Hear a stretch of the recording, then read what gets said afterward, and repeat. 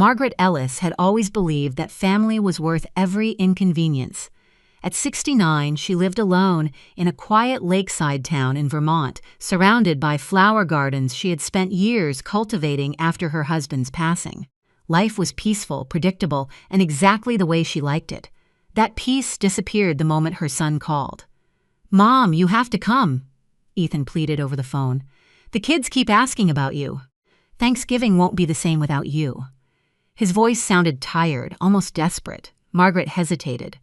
Holiday with travel had become exhausting, especially with crowded airports and delayed flights. Still, Ethan was her only son. She convinced herself that spending a few days with family was worth the effort. 2 days later, after an exhausting journey with delayed connections and aching knees, she stood outside Ethan's home in Portland, Oregon. Rain drizzled steadily, soaking her coat as she reached for the doorbell. The front door swung open almost immediately. Instead of a warm embrace, Ethan stood with car keys dangling from one hand.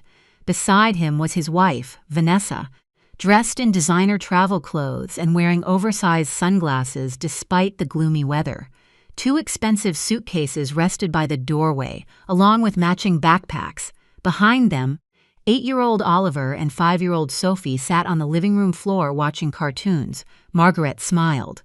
"Happy Thanksgiving." Neither adult returned the smile. Vanessa glanced at her watch. "Perfect timing," she said casually. Ethan cleared his throat. "Mom, you'll be watching the kids for the next few days." Margaret blinked. "I'm sorry?"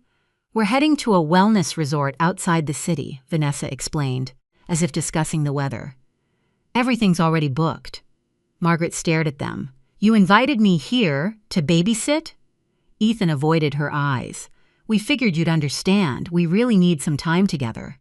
Vanessa laughed lightly. "And don't worry. We left instructions." She pointed toward the kitchen.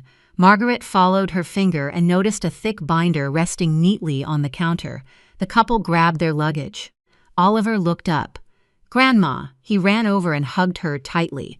The warmth of his little arms was the only genuine welcome she had received. Margaret hugged him back while watching Ethan and Vanessa wheel their suitcases toward the driveway. "Drive safely," she said quietly. Ethan looked surprised. You're not upset?" She smiled politely. "No. Have a pleasant trip." Within seconds, their SUV disappeared down the street. The silence inside the house felt unusually heavy. Margaret slowly carried her suitcase into the kitchen and placed it beside the table. The home looked nothing like the tidy house she remembered from her last visit. Dirty dishes filled the sink, laundry overflowed from baskets, toys covered the hallway. She picked up the binder Vanessa had mentioned. The first page read, "Grandma's schedule, breakfast.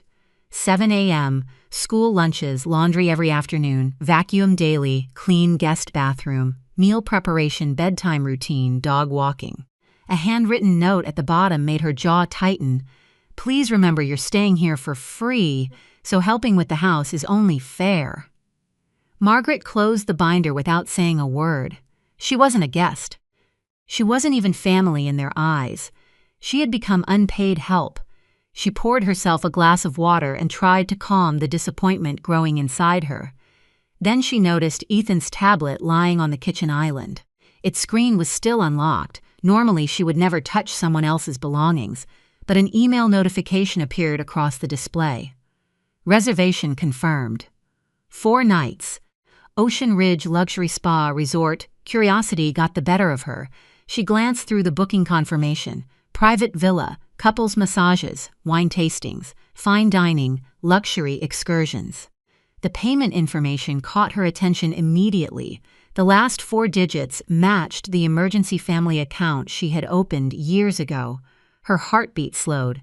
That account wasn't created for vacations. After her husband's death, Margaret had placed money there for genuine emergencies, medical bills, urgent repairs, or unexpected hardships. Instead, they had used it to finance a luxury holiday while tricking her into becoming their unpaid nanny. She opened her banking app. The account still listed her as the primary owner. The balance showed just over $9,000. Margaret didn't hesitate. Within seconds, she transferred every dollar back into her personal account, leaving only $10 behind. She locked her phone. No anger, no tears, only clarity. She looked toward the living room where Oliver was helping Sophie stack colorful building blocks. The children had done nothing wrong. They deserved kindness. Their parents, however, had mistaken kindness for weakness. Margaret smiled softly at her grandchildren. Then she picked up her phone. She already knew exactly who she needed to call first. Margaret stepped quietly into the dining room before making the call. She didn't want Oliver or Sophie overhearing a conversation meant for adults. She scrolled through her contacts until she found Linda Carter, Vanessa's mother. Linda answered after the second ring. "Margaret? I thought you were spending Thanksgiving with Ethan." "I am," Margaret replied calmly. "At least I was supposed to." Linda immediately sensed something wasn't right. "What happened?" Margaret briefly explained everything. The surprise babysitting arrangement, the binder filled with chores, and Ethan and Vanessa leaving without even asking whether she had agreed. There was silence on the other end. Finally, Linda spoke. "They actually did that? I'm afraid so. I'll be there in 20 minutes. Thank you." Margaret ended the call and returned to the living room with a warm smile. "Who wants hot chocolate?" Both children cheered. For the next half hour, she forgot about the adults entirely. She helped Oliver build a cardboard castle while Sophie proudly showed off her collection of stuffed animals.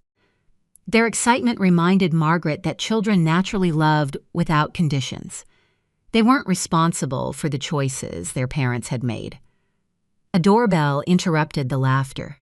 Linda stepped inside, carrying 2 grocery bags. The moment Margaret handed her the thick instruction binder, Linda's expression hardened. She flipped through page after page, laundry schedules, cleaning lists, cooking duties. Detailed instructions written as though Margaret had been hired for a full-time job. Linda slowly closed the binder. "I don't even know what to say." "Neither did I." Linda shook her head. "They never asked you?" "No." "They simply assumed?" Margaret nodded. Linda sighed deeply. "They've crossed a line." Margaret smiled gently. "I've already made my decision." She explained that she intended to leave that very afternoon and fly home. Linda looked surprised. "You're not staying? I came here expecting to spend Thanksgiving with my family, not to become unpaid household staff." Linda couldn't argue. "I'll stay with the children," she said firmly. "They'll be safe." Margaret thanked her sincerely before heading upstairs to collect her suitcase. She decided to gather her phone charger from the guest room. Passing Ethan's home office, she noticed the door standing slightly open. A notebook lay unfolded across his desk. She wasn't searching for private information. She simply intended to borrow a pen. But one page immediately caught her attention. At the top, written in bold letters, were the words, "5-year family." Her eyes drifted lower. One bullet point stopped her cold. "Convince Mom to sell Vermont house." Another followed. "Use proceeds toward home renovation and investment property."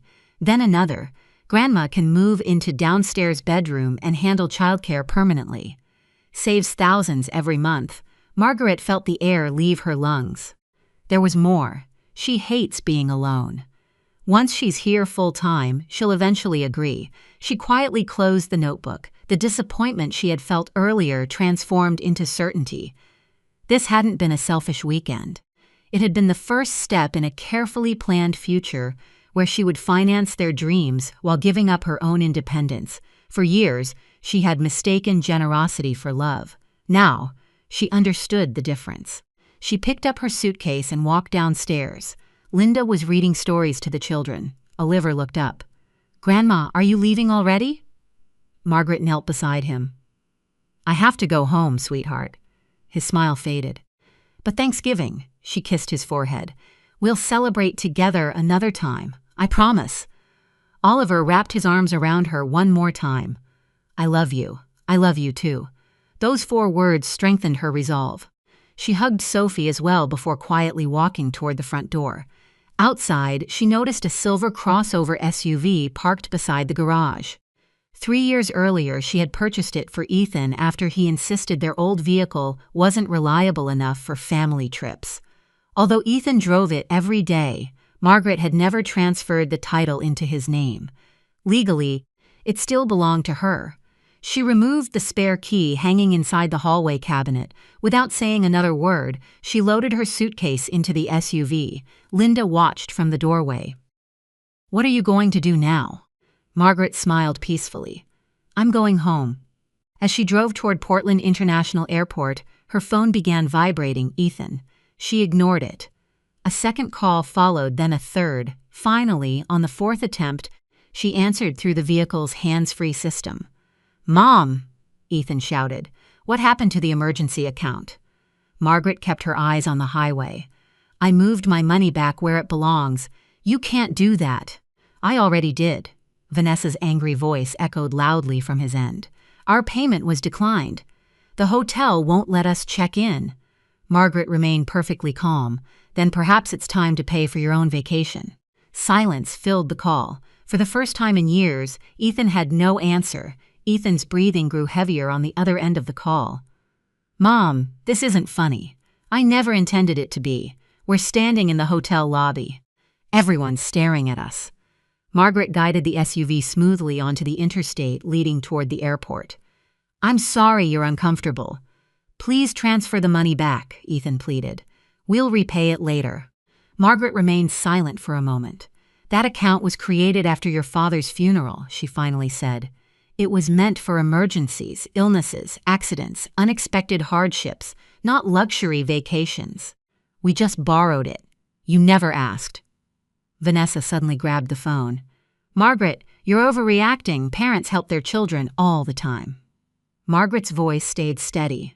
"Parents help when they're treated with honesty and respect. This is unbelievable," Vanessa snapped. "You're ruining our holiday." Margaret sighed softly. "No, Vanessa. Your holiday ended the moment you treated me like hired help." Without waiting for another response, she ended the call. The silence inside the SUV felt comforting. For the first time in years, Margaret wasn't carrying the weight of someone else's expectations. She reached the airport less than 40 minutes later. After parking inside the long-term garage, she gathered her luggage and paused beside the vehicle. The silver SUV gleamed beneath the overhead lights. Legally, it still belonged to her. She locked the doors, slipped the keys into her handbag, and took a photograph of the parking space number. Then she sent Ethan a brief text. "Your vehicle is parked safely at Portland International Airport, Level 3, Section C. Since it's registered in my name, I'll decide what happens to it. Please don't contact me again this week." She immediately blocked both Ethan's and Vanessa's phone numbers. No dramatic speeches, no arguments. Only boundaries. Inside the terminal, Margaret purchased the earliest available flight home. The airline employee smiled warmly as she handed over the boarding pass. "Heading home for Thanksgiving?" Margaret smiled back. Yes, this time she truly meant it. Several hours later, her daughter Emily waited outside Burlington International Airport. Unlike Ethan, Emily had never expected financial support from her mother.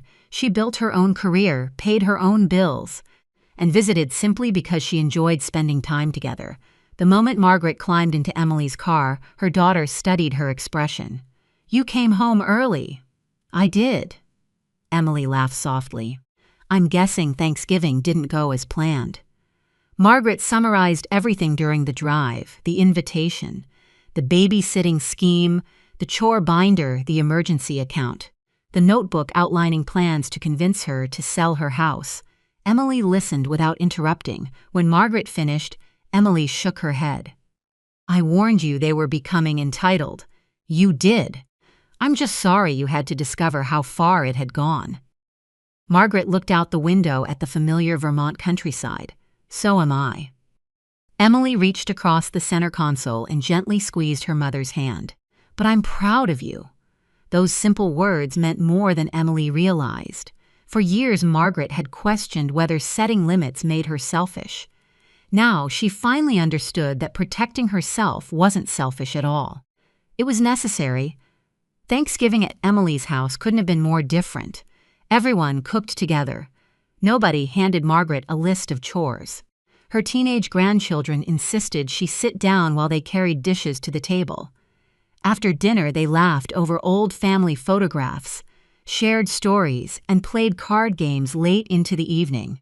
Margaret hadn't realized how tense she'd become until she experienced what genuine appreciation felt like again. Later that night, curiosity led her to open her email. Since Ethan could no longer call, he'd started sending messages instead. There were 7 unread emails. The first demanded that she return the money. The second complained about canceled hotel reservations. The third blamed Vanessa. The fourth insisted everything had been a misunderstanding. The fifth asked where the SUV was. The sixth begged her to answer. Only the seventh contained a single sentence. "Mom, please talk to me." Margaret read each message carefully. One thing stood out. Not a single email contained the words, "I'm sorry." She quietly closed her tablet. Real apologies accepted responsibility. Excuses did not. She turned off the lamp beside her chair and watched snowflakes drift gently beyond the living room window. Some relationships could be repaired, but only after respect returned. For now, she was finally at peace. 3 weeks passed without a single phone call. Margaret expected Ethan to appear eventually. He had always believed that if he apologized just enough, everything would return to normal. This time would be different. A light snowfall covered the front yard one Tuesday afternoon as Margaret finished trimming the last of her rose bushes for winter. She had just stepped inside when the doorbell rang. Looking through the peephole, she saw Ethan standing on the porch. His shoulders were hunched against the cold, and a small duffel bag rested at his feet. He looked exhausted. Margaret unlocked the front door but left the glass storm door closed between them. "Hello, Ethan. Mom." His voice lacked the confidence she remembered. "Can I come inside?" "It's freezing out here." Margaret folded her arms. "We can talk right here." He glanced down, clearly embarrassed. "I've been trying to reach you. I know. You blocked my number. I did." For several seconds, neither of them spoke. Finally, Ethan sighed. "Everything has fallen apart." Margaret waited quietly. The vacation was canceled. "Vanessa and I have argued every day since then. We had to borrow money to cover our bills after the hotel charged cancellation fees. We're sharing one old car because the SUV is still at the airport." His voice cracked. "I know we handled things badly." Margaret studied her son carefully. For the first time in years, he looked less entitled and more defeated. "What exactly are you apologizing for?" she asked. Ethan blinked. "What do you mean?" "I've received 7 emails from you." He lowered his eyes. "I know, most of them were about money." He swallowed hard. "I suppose they were." "And today?" He hesitated before answering. "I'm apologizing for hurting you." Margaret remained silent. She wanted to believe him, but trust wasn't rebuilt with a single sentence. "It's more than the vacation, Ethan. I know." "No." She gently shook her head. "I don't think you do." She looked directly into his eyes. "You invited me across the country under false pretenses." He nodded. "You expected me to clean your house." Another nod. "You left pages of chores as though I worked for you." "I'm ashamed of that." "You laughed while doing it." His shoulders slumped even lower. "I'm sorry." Margaret took a slow breath. Then there was the notebook. The color drained from Ethan's face. I didn't think you'd see it, but I did." She repeated the words she had read. "Convince Mom to sell her house. Grandma can provide full-time childcare. Use her money to remodel our home." Each sentence landed like a stone. Tears filled Ethan's eyes. Vanessa wrote most of it. Margaret's expression didn't change. "But you knew about it." He couldn't deny it. "Yes, you never stopped her." "No, you benefited from it." "I did." Margaret nodded slowly. "That's why this isn't only about Vanessa." Ethan wiped his face. "I understand." "No," she spoke gently. "I think you're only beginning to." The winter wind rustled the trees surrounding the property. For several moments, only silence remained between them. Finally, Ethan asked quietly, "Do you still love me?" Margaret smiled sadly. Nothing could change that. Relief briefly crossed his face, then she continued. "But love doesn't mean accepting disrespect." His hopeful expression faded. "I spent years confusing generosity with responsibility." She stepped a little closer to the glass door. "I kept paying your phone bills. I bought your SUV. I funded an emergency account. I rescued you whenever life became inconvenient. I thought I was helping." She paused. "In reality, I was teaching you that someone else would always solve your problems." Ethan closed his eyes. "I never realized what I was becoming." "I believe you." She meant it, but realizing it is only the first step. He nodded slowly. "What happens now?" Margaret answered without hesitation. "Now you build your own life. No more financial support. No more expecting me to fix things. If we have a relationship going forward, it will be based on honesty, respect, and mutual effort." Ethan stood quietly for several seconds before whispering, "I want that." Margaret smiled softly. "Then earn it."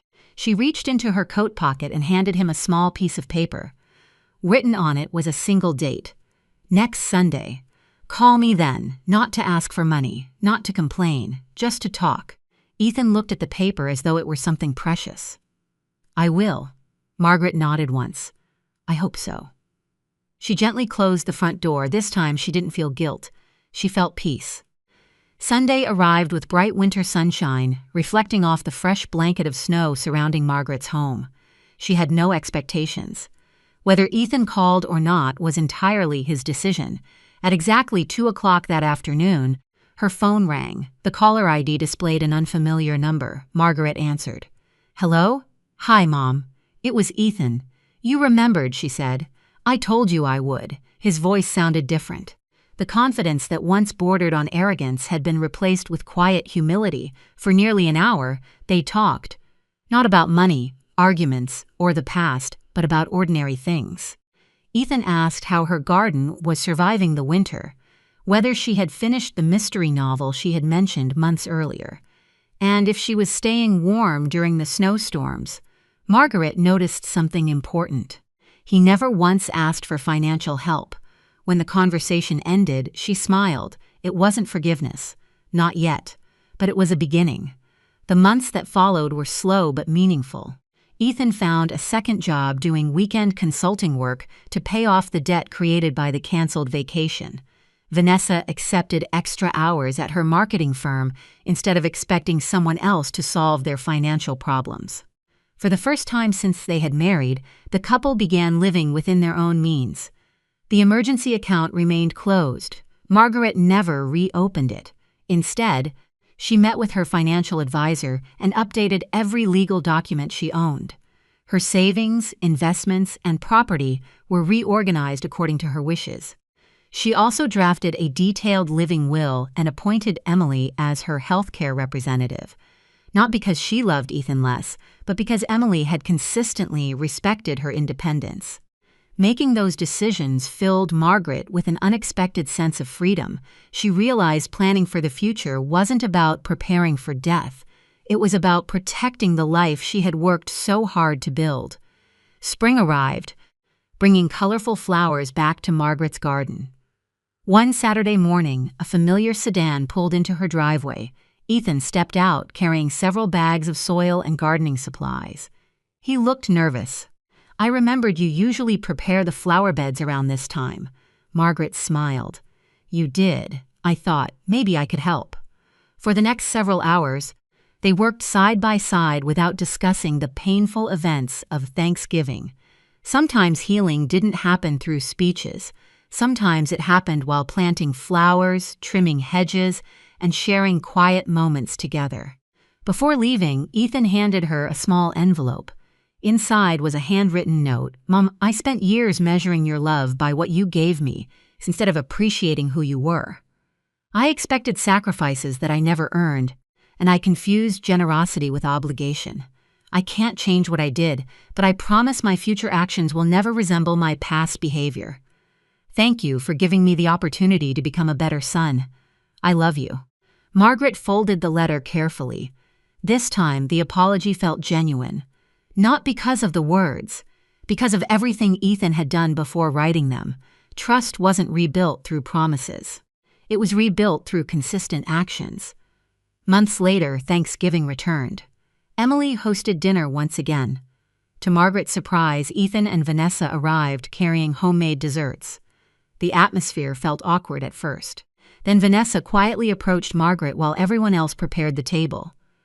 "I owe you an apology." Margaret listened. "I treated you terribly," Vanessa admitted. "There isn't any excuse for what I did. I was selfish, and I encouraged Ethan to think the same way. I'm deeply sorry." Margaret studied her for several moments before replying. "I appreciate your honesty. Neither woman pretended everything was suddenly perfect. Real healing required time, but respect had finally entered the room. That alone made the conversation worthwhile. Later that evening, the family gathered around the dining table. Laughter filled the house. The children proudly carried serving dishes to the table, and Oliver insisted that Grandma sit beside him. Margaret looked around the room. One difficult decision nearly a year earlier had changed everything. Not because she had punished anyone, because she had finally valued herself enough to establish healthy boundaries. She realized the greatest lesson of her life wasn't that money created power. It was that self-respect created peace. Love without boundaries often becomes sacrifice. Boundaries without love become walls. But when love and boundaries exist together, relationships have the chance to grow stronger instead of becoming places where kindness is taken for granted. Margaret raised her glass with a grateful smile. This Thanksgiving felt completely different from the last, not because her family had become perfect, but because they had finally learned that genuine love begins with mutual respect.